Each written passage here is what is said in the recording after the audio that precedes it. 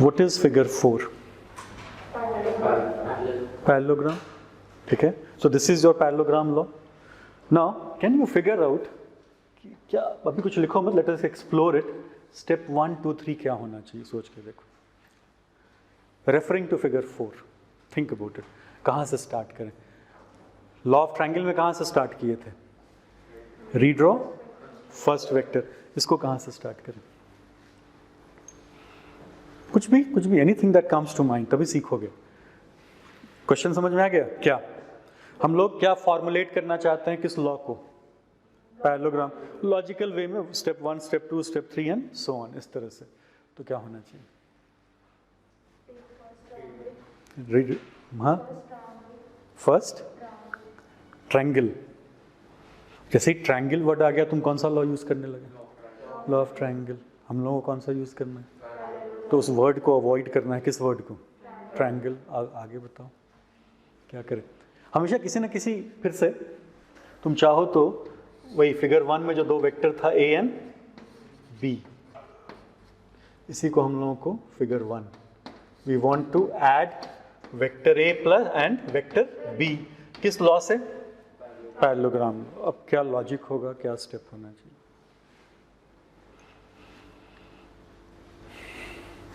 Look at this figure, और कुछ समझ में आता है तो बताओ. रीड्रॉ. फिर यहाँ एनी तो वर्ड यूज नहीं सही होगा ना, because you have two vectors, तो किस कोई ना कोई नाम तो देना होगा.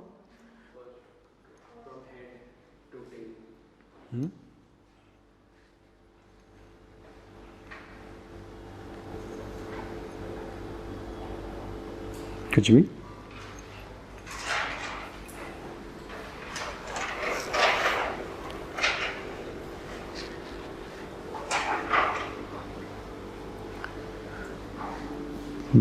नहीं,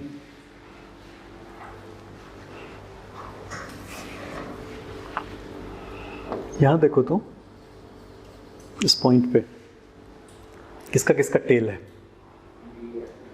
ए का भी और ए का और बी का, दोनों का टेल है ना. तो स्टेप 1 ऐसा सोच सकते हैं, redraw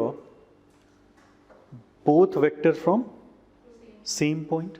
step 1, redraw both the vectors from same point. Redraw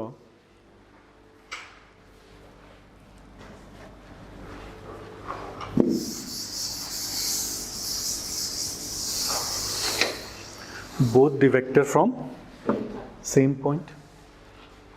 And do one thing, step को implement कर लो. उसी फिगर 1 में जो दो वेक्टर था ए और बी, स्टेप 1 इज ओवर और नॉट. देख लो इस डायग्राम, दोनों वेक्टर कहाँ से रीड्रॉ कर लिए? सेम पॉइंट से. Step 1 is over.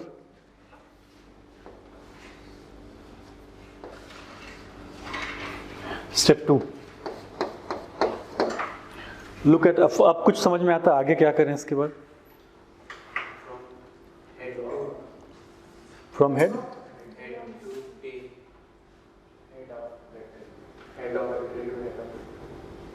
नहीं, अब तुम्हारे पास तो ये डायग्राम है, इसमें आगे क्या करोगे? यहाँ से कहाँ तक पहुँचना है? यहाँ से, फ्रॉम यहाँ से ए ड्रॉ करें और यहाँ से बी. तो तुम कहाँ से ए ड्रॉ करना सजेस्ट कर रहे हो? Head. The moment you say redraw vector A from head of B, head और टेल कोइंसाइड कर रहा है ना, तो which law you are using? Triangle law. जहाँ हेड और टेल कोइंसाइड किया, कौन सा लॉ हो गया वो? Triangle law. हम लोगों को कौन सा लॉ चाहिए? तो ज्योमेट्री में ये पढ़े हो, अगर ऐसा दो लाइन सेगमेंट गिवन है, याद करके देखो, दो लाइन सेगमेंट गिवन है like this, can you construct a parallelogram? With help of these two line you can construct a parallelogram और नॉट? तो स्टेप 2 क्या होना चाहिए? How many vectors are given in problem? How many vectors are given in problem? 2. You have already redrawn both the vectors or not? तो अब बाकी कहाँ से लॉ होगा वेक्टर? वो तो नहीं होगा ना. तो नेक्स्ट क्या करें? रीड्रॉ करें या कंस्ट्रक्ट अ पैरेललोग्राम? लिखो step 2, construct a parallelogram. Meaning समझ में आ गया? Construct a parallelogram with help of, ये इंपॉर्टेंट है, डॉटेड लाइंस, यानी कि फिर से वेक्टर रीड्रॉ कर रहे हैं with help of what, dotted lines, not vector. So implement करो स्टेप 2 को, वेक्टर ए, वेक्टर बी और डॉटेड लाइन से एक पैरेललोग्राम का. आई होप कि सबको ये चीज आता है ना. इस तरह से पैरेललोग्राम कंस्ट्रक्ट कर लेते हैं. तो कितना वेक्टर तुमको दिख रहा है बताओ इस फिगर में, 4 या 2 ही वेक्टर? 2 ही है ना. फिर से क्या लाइन यूज कर रहे हैं, एरो यूज कर रहे हैं या dotted line? Dotted line. Done. अब स्टेप 3 कुछ बता सकते हो? Look at figure 4 again. Resultant क्या है उस पैरेललोग्राम का? क्या है रिजल्टेंट? डायगोनल है. Now parallelogram has how many diagonals? 2. क्या दोनों डायगोनल इक्वल होगा direction wise? Direction wise equal है? नेवर. दोनों डायगोनल का डायरेक्शन सेम होगा या कभी नहीं हो सकता? सो विच डायगोनल इज रिजल्टेंट? एनीवन या from where? From common tail. Which diagonal is resultant? From. So step 3 क्या लिखोगे? Resultant is what? Any side or diagonal? Right? Resultant is diagonal from common tail. Resultant is diagonal from common tail. अब draw कर लो diagram.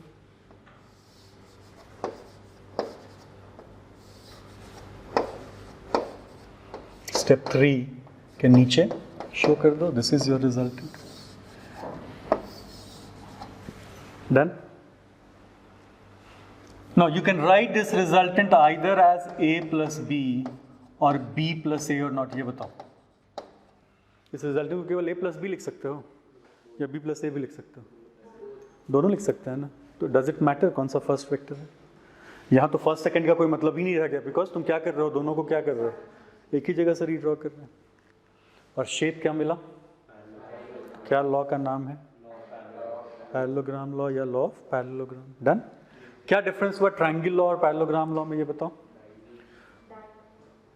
Fundamental difference क्या है? In triangle law what coincides? Head and tail. And in parallelogram law tail coincides. यही fundamental difference है ना. एक में head tail coincide करता है, दूसरे में क्या होता है? टेल कोइंसाइड करता है. अब एक चीज ये बताओ, इस ट्रायंगल लॉ और पैरेललोग्राम लॉ में ज्यादा आसान तुमको कौन सा लगता है? नाउ आसान और डिफिकल्ट वो एक रिलेटिव चॉइस है, it varies from person to person. Triangle law या पैरेललोग्राम लॉ, किसी को ट्रायंगल लॉ आसान लगता है, किसी को पैरेललोग्राम लॉ. ओपिनियन जो है वो डिफर करता है. बट एक चीज और हमको बताओ, क्या तुमको पैरेललोग्राम कुछ कोई फंडामेंटल लॉ लगता है या कॉन्सिक्वेंस ऑफ ट्रायंगल लॉ है? Consequence of triangle law. तो फंडामेंटल लॉ कौन सा है? Triangle law. Fundamental law is triangle law. But triangle हो या पैरेललोग्राम हो, how many vectors you can add at a time? 2. But क्या ऐसा है कि 2 ही वेक्टर हमको ऐड करना होगा फिजिक्स में? How many vectors? Any number of vectors. Now क्यों, कहाँ पे ऐसा सिचुएशन अराइज करेगा? क्यों? सबसे पहले क्यों हम लोग वेक्टर अलजेब्रा डिस्कस कर रहे हैं? Why we are starting our discussion in physics with vector. और ये जानना क्यों जरूरी है, हाउ वी ऐड वेक्टर, है ना. जैसे सेकेंड लॉ क्या जानते हो, न्यूटन सेकेंड लॉ, ये बताओ. Force is equal to mass into acceleration. जैसे मान लो ये चेयर है, ठीक है, this is at rest. Now if you exert force, what will happen? Move. How many force can act on this chair? Only 2 या any number? Any number. Now, if suppose 4 forces are acting on this chair, in what direction this chair will move? It will not move. 4 force अगर इस पे act कर रहा है तो it will not move, or it will move? It will not move, sure. It depends कि force किस direction में act कर रहा है. You cannot say कि it will not move. किस डायरेक्शन में मूव करेगा? It will move in all 4 directions और in 1 direction. Either it will not move, ठीक है, मुझसे एग्री करेगा कि इट विल नॉट मूव, लेकिन you can not say for sure कि it will not move. Either it will not move और it will move in all 4 directions और तो वो 1 डायरेक्शन किससे डिसाइड होगा? एक फोर्स है या 4 है? तो चारों फोर्स का डायरेक्शन अलग अलग है, तो ऐसा करेगा चेयर कि बेचारे किसी को क्यों दुखी करें। एक इस तरफ फोर्स एग्जर्ट कर रहा है, थोड़ा इधर भी घूम लेते हैं, एक इधर फोर्स एग्जर्ट कर रहा है, थोड़ा उधर चले जाते हैं, एक इधर एग्जर्ट कर रहा है, थोड़ा इधर चले जाते हैं, एक ऊपर एग्जर्ट कर रहा है, थोड़ा ऊपर चले जाते हैं। ऐसा होगा? किस तरफ मूव करेगा? एक ही डायरेक्शन होगा ना। तो वो यूनिक डायरेक्शन किससे डिसाइड होगा? चारों वेक्टर को तुम क्या करोगे? उस चारों वेक्टर को क्या करोगे? ऐड करोगे ना। तो कितने वेक्टर को ऐड करना पड़ा? 4। 2 वेक्टर तो नहीं है। लेकिन ट्रायंगल लॉ और पैरेललोग्राम लॉ से कितने वेक्टर को तुम ऐड कर पा रहे हो? 2। सो कैन वी यूज, एक क्वेश्चन लिखो, पहले ये लिखो, with help of triangle law slash parallelogram law, with help of triangle law slash parallelogram law, we are adding how many vectors? 2 vectors. With help of triangle law slash parallelogram law, we add 2 vectors. Bracket में question mark कर दो। फिर एक और question लिखो, is it possible to use these law, is it possible to use these law to add more than 2 vectors? Is it possible to use these laws to add more than 2 vectors? क्या लगता है? No. जैसे उसी question में एक और question है, suppose ऐसा वेक्टर गिवन है, वेक्टर A1,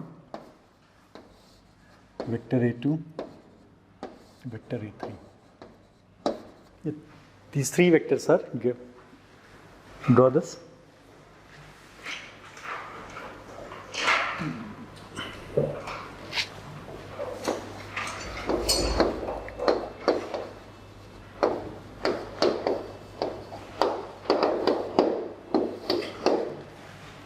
ये क्वेश्चन हो गया. So how many vectors you are supposed to add?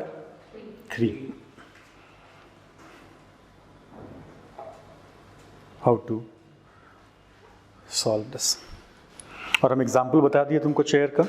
कितना वेक्टर मिल सकता है तुमको ऐड करने को? ओनली 3, एनी नंबर, 4 और एनी नंबर. बहुत सारा फोर्सेस पे ऐड कर सकता है ना, तो इसलिए वो तो सीखना होगा. So how to add.